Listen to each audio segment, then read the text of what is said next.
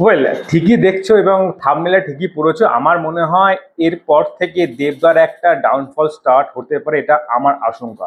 কেন এই কথা বলছি সব জানাবো, তবে একটা কথা বলে রাখি, রিসেন্টলি আরজি কনে যে ঘটনা ঘটেছে সেই ঘটনাটাই এই ঘটনার মেন সূত্রপাত। এবার এখানে একটা কথা বলে রাখি প্রথমে, ফ্যান্স কারা হয়? ফ্যান্স হয় হচ্ছে যাদেরকে আমরা ফলো করি, যাদের জন্য আমরা মানে একটা ভালোবাসা জন্ম নেয় এবং যাদেরকে আমরা রেসপেক্ট করি, সেখান থেকে কিন্তু একটা ফ্যান্সের জন্ম হয়। আর সেখান থেকে কিন্তু একটা হিরো স্টার সুপারস্টারের জন্ম হয়। তো এইখানে দেবদা কিন্তু সুপারস্টার হোক বা একটা ভালো হিরো হোক, যেই হোক না কেন, তো প্রথম থেকে কিন্তু দেবদা যখন পলিটিক্যাল ঢুকেছিল, তিনি এমপি হওয়া যখন সবাই ধরেছিলাম, তখন কিন্তু সবার মনে একটা আশঙ্কা ছিল যে দেবদা কিন্তু এই কাজটা না করলেই পারতো, কারণ এই কাজটা দেবদার জন্য না, দেবদা কিন্তু ভালো একজন অভিনেতা এবং সেটা ভালো মানুষ, সেই এই জঙ্গলে যদি ঢুকে সেও খারাপ হয়ে যাবে। কিন্তু এত বছর সে থাকার পর তার যে ইন্টারভিউগুলো আমরা দেখেছি, সেখানে দাঁড়িয়ে কিন্তু একটা ভালো একটা প্রত্যাশা, আমাদের একটা ভালোবাসা সে পেয়েছে। কারণ তার কিন্তু যে একটা মানে অ্যাম্বিশন ছিল, তার যে একটা দেখানোর যে কৌশল, তার যে মানে এই রাজনীতিতে তার যে একটা পদক্ষেপগুলো ছিল, সেগুলো আমাদের বরাবরই একটা ভালো দিক দিয়েছে। এবার সেখানে দাঁড়িয়ে অন্যান্য যদি কোনো রাজনৈতিক নেতার যদি কথা ধরো এবং সেখানে দেবদার কথা ধরো, অনেক ডিফারেন্স। সেটা হোক না যে কেউ দেবদার সামনে যদি কেউ জয় শ্রীরাম বলে, অন্যান্য নেতা হয়তো তেড়ে যায় বা রেগে যায়, কিন্তু সেখানে দেবদার গিয়ে গলায় মানে হ্যান্ডশেক করে গলা মিলেছে, এইসব দেখে কিন্তু আমাদের দেবদার একটা রেসপেক্ট আলাদা বেড়ে গিয়েছিল। কিন্তু রিসেন্টলি আরজি করে যখন ঘটনা যখন সূত্রপাত হলো, যখন সবাই যখন প্রোটেস্ট করি, তখন সবার একটা ব্যাপার থাকে যে এই যে একটা ঘটনা হলো, সেই ঘটনায় কিন্তু as a fan, as a ফ্যান্সরাও চায় যে দেবদা একটা কিছু কথা বলুক এবং এটা নিয়ে আওয়াজ তুলুক। কিন্তু সব জায়গায় কিন্তু পলিটিক্যাল ব্যাপারটা চলে না। তবে সত্যি কথা বলতে, রিসেন্ট যা ঘটনা ঘটেছে, কলেজ দিক থেকে শুরু করলে যদি সব দিক দিয়ে বিচার করি, তাহলে দেখবেন যারা টাইটলি খুব টাইটলি যারা এই পলিটিক্যাল ব্যাকগ্রাউন্ডের সঙ্গে যুক্ত, মানে মুখেই বলতে হবে যে টিএমসির সাথে যুক্ত, তারা কিন্তু বেশি খুব একটা প্রোটেস্ট করছে না। আর যেইভাবে করছে ইনডাইরেক্টলি, মমতা ব্যানার্জি আমাদের অনারেবল সিএম, অনারেবল পুলিশ মন্ত্রী, অনারেবল স্বাস্থ্যমন্ত্রী, তাকে ডিফেন্ড করেই করছে, তার কোনো দোষ নেই। সেটাও পরে বুঝলো, কারণ দোষী সাব্যস্ত হয় না। বাট যে হিসাবে ইঙ্গিত দিচ্ছে, বড় বড় ইউটিউবাররা যা বলছে, বড় বড় ফ্যাক্ট যা বলছে, সেখানে কিন্তু অনেক কিছু ভাবার বিষয় রয়েছে। তো সেই সব বাদ দিলেও একটা সাধারণ নাগরিক হিসাবে, একটা স্টার হিসাবে, একটা ফ্যান্সদের দিকে তাকিয়ে দেবদার উচিত ছিল একটা বক্তব্য দেওয়া, যেটা অরিজিৎ সিং করেছে। তিনি কিন্তু বরাবর সবাইকে থ্রেট দিয়ে দিয়েছেন একটা, যে 7 দিনের মধ্যে আমাকে বোঝান, না হলে কিন্তু আমি পথে নামো, তখন আমাকে বুঝিয়ে পাবেন না।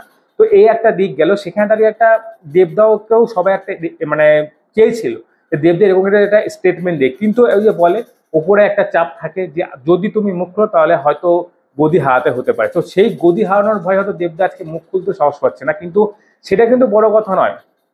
একটা সময় আসে যখন আপনাকে চুজ করতে হবে যে কোনো একটা দিক। এবার যেহেতু আপনার মেন ব্যাকগ্রাউন্ড একটা হিরোইজম, একটা অভিনেতা, একটা মানে এই সিনেমা জগতের কাজ, যখন আমি সিনেমা বন্ধ হয়, বয়কট হয়, তখন আপনি এসে ভালো ভালো ভাষণ দিয়ে, আর যখন দরকার একটা রাজ্যের একটা কঠিন পরিস্থিতি, সেখানে এসে আপনি চুপ করে থাকেন এবং শুধুমাত্র আপনার খাদানের টিজারটা ডিলে করে দেন একটা ছোট স্টেটমেন্ট দিয়ে, সেখানে আপনার কাজ সমাপ্ত হয়ে যায়। আপনি আপনি হিরো হয়ে গেছেন, আপনি খুব ভালো কাজ করেছেন। আপনি এই মানে সুসময় বলবো না, একটা খারাপ সময় আপনি এসে এই কাজটা করে দিলেন, আপনি খুব মহান হয়ে গেলেন। কিন্তু যখন দরকার একটা স্টেটমেন্ট যে আপনার থেকে আমরা একটা শুনতে চাইছি, সেখানে দাঁড়িয়ে আপনি কি পোস্ট করছেন? ওয়ার্কআউটের ভিডিও পোস্ট করছেন বা ছবি পোস্ট করছেন বা ঘোরা ছবি পোস্ট করছেন, সেখানে আপনি শুটিংয়ে ব্যস্ত। সেটাও কোনো ব্যাপার না, কাজ থাকতেই পারে, কাজ করতেই হবে, সেটাও বড় কথা। কিন্তু অ্যাজ আ হিরো, পশ্চিমবাংলার একজন ভালো অভিনেতা, প্রত্যেকটা ইয়ং ইয়ং স্টার ছেলেদের মেয়েদের একটা জায়গা আপনি করে নিয়েছেন মনে জায়গা, সেইখানে দাঁড়িয়ে আপনার একটা স্টেটমেন্ট দেওয়া দরকার ছিল। তবে হ্যাঁ, এটা আমার কথা নয়, আপনি রিসেন্ট যে ওয়ার্কআউটের যে ছবিটা পোস্ট করে, সেখানে গিয়ে আমি সব কিছু দেখলাম, আর সেই ছবিগুলো তোমাদেরকেও দেখাচ্ছি, এই ছিল কমেন্ট। তো এইটা দেখে বোঝা যাচ্ছে হ্যাঁ, দেবদার একটা বড় মাপের ফ্যান্সরা খুবই দুঃখ পেয়েছেন দেবদার এই ধরনের কার্যকলাপ দেখে, যেটা দেবদার হয়তো করা উচিত হয়নি। কিন্তু আমি একটা কথাই বলবো, সেখানে দাঁড়িয়ে জিদ্দা হয়তো, আমি জানি না কত সত্যি ব্যাপারটা, বাট প্রথমে যে ঘটনাটা হয়েছে, সে সময় নাকি মাচা করতে গিয়েছিল, তো সেখানে ভাঙচুর করা হয়েছে। তো সেটার পরও কিন্তু একটা ক্লিপ আমি দেখলাম রিসেন্টলি, কালকে আর আজকে, যে সেখানে দেখানো হচ্ছে যে জিদ্দা মাচা করার পর 15 আগস্টের রাতে, আই থিঙ্ক 14 আগস্টের রাতে মাচা করার পর কিন্তু আরজিকে অনেক কথা বলেছেন। সেখানে সব কমেন্টে সবাই অ্যাপ্রিসিয়েটও করেছেন। তো সেটা হওয়ারই কথা, কারণ তিনি একজন মেয়ের বাবা। তো সেই দিক দিয়ে আজকে সৌরভ গাঙ্গুলির অবস্থা দেখতে পাচ্ছেন, তো বাঙালির দিক দিয়ে কি অবস্থা হলো, মানে তাকে আজকে প্রত্যেকটা বাঙালি চিচি করছে। মানে একটা জায়গা কি থাকে বলুন তো, পলিটিক্যাল জায়গাটা আলাদা জায়গা, আপনাকে হয়তো অনেক কিছু ফেস করতে হতে পারে, কিন্তু আপনি একটা ব্র্যান্ড, আপনি একটা রাজ্যের মুখ, ঠিক আছে? সেটা সৌরভ গাঙ্গুলিতে হোক, ওইটা দিয়েই বলছি। তার একটা কথার ভ্যালু কিন্তু অনেকটা আমাদের কাছে। আজকে যখন আমি নিজে পার্সোনালি বলছি, অনেকে হয়তো খেলা দেখা নিয়ে অনেকের উৎসুক আছে বা কিছু আছে, কিন্তু আমি এতটাই সৌরভ দাদার ফ্যান ছিলাম যে দাদাকে যখন ছাড়িয়ে দেওয়া হলো তখন থেকে ক্রিকেট দেখা যে একটা নেশা ছিল, সেই নেশাটা কেটে গেছে। টুকটাক দেখি এইটুকুই। এবার সেখানে দাঁড়িয়ে আজকের দিনে দাঁড়িয়ে যখন দাদা এরকম স্টেটমেন্ট দিয়েছে, তখন কিন্তু প্রত্যেকটা জায়গায় আজ থেকে 2 বছর আগে থেকে দেখছি অনেকেই পোস্ট করছে যে দাদা শুধু ফায়দা খোঁজে। তো সেটার প্রমাণ তো আগে পাওয়া গেছে, তবে এইবার সব থেকে বেশি করে পাওয়া গেল যে দাদা উচিত হয়নি। তো সেইখানে দাঁড়িয়ে আপনাকেও একটা দেখার দরকার ছিল দেবদা, যে তুমি কি করছো আর তোমার এই কাজটা করা ঠিক হচ্ছে কিনা। গদি হারাতে হতে পারে, কিন্তু এটাও একটা ঠিক কথা, বাস্তবতা তো অনেকে মানবে কি মানবে সেটা বড় কথা। সেটা হলো যে মানে কতটা সময় মানে আপনি চান, মানে আপনি জানেন যে আপনি মুখ খুললে হয়তো গদি হারাতে পারেন, আবার হয়তো এটাও হতে পারে যে ফ্যান্সদের খুশি করে আমি কি করব। ফ্যান্সরা আজকে ফ্যান্সের কথা বললো, কালকে ফ্যান্স আমাকে ভুলে যাবে, আমাকে সে করে করেই খেতে হবে। তো সিনেমা আছে, আপনাকে কি সিটটা তো আগে ছিল না, আপনি তো পরে নিয়েছেন, ওটা ছাড়লে ক্ষতিটা কোথায়? এবার সেটা থেকেও খেতে হবে, কোনো ব্যাপার না, তাহলে আপনি যে কোনো একটা চুজ করুন, সিটটা নিয়ে থাকুন, ফ্যান্সরা খুশি, সিনেমা দেখুন, খাদানটা কি হয়।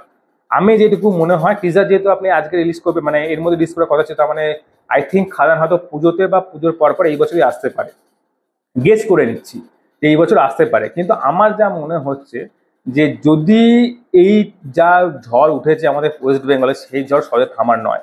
আর যারা যারা এই সময় যে যা রূপ দেখাচ্ছে, সেই রূপগুলো কিন্তু প্রত্যেকটা ফ্যান্স, প্রত্যেকটা মানুষ কিন্তু পলিটিক্যাল ব্যাকগ্রাউন্ড বাদ দিয়ে চাটাচাটি বাদ দিয়ে প্রত্যেকটা ফ্যান্স, প্রত্যেকটা লোক কিন্তু চোখ খুলে দেখছে কার কি ব্যবহার। আর এই ব্যবহার কিন্তু লোকে মনে রাখবে দাদা, এটা মনে রাখবে, এগুলো মাথায় রাখবে। পরে বলবেন না যে সিনেমা খারাপ হচ্ছে, সিনেমা যে কেউ দাঁড়াচ্ছে না, তখন হাত জোর করলেও কিন্তু লোকে আর পাশে দাঁড়াবে না, এটুকু কনফার্ম ধরে। কারণ আজকের দিনে দাঁড়িয়ে আপনার যেটা দরকার সেটা আপনার থেকে আপনার ফ্যান্সরা, পশ্চিমবাংলার লোকরা পেলো না। যখন আপনার দরকার হবে সিনেমার পাশে দাঁড়ান, তখন কে দাঁড়াবে দাদা?